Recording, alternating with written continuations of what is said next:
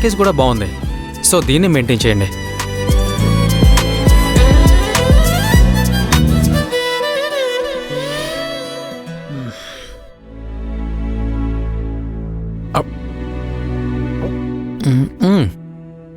ఉప్పు కొంచెం తక్కువైంది.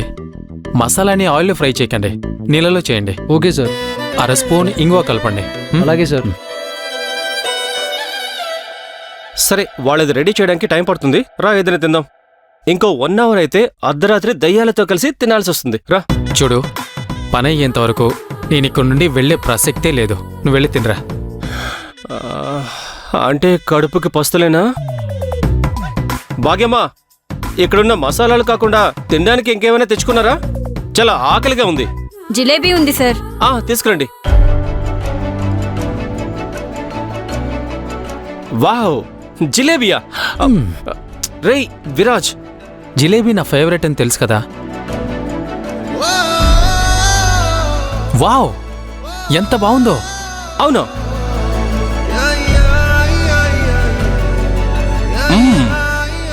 నిజంగానే చాలా బాగుంది. భాగ్యమా, ఎక్కడి నుంచి తెచ్చారు? బేకరీ నుండి సార్. ఓహో, నాకిప్పుడు అర్థమైంది ఒకరికి జిలేబీ అంటే ఎందుకింత నచ్చుతుందో అని. ఊరికే తింటావా? వేరే దేనికోసం వెళ్ళకపోయినా ఈ జిలేబీ కోసమైనా బేకరీ రోడ్డుకు వెళ్ళాల్సిందే. ముక్కేరా మీనాక్షి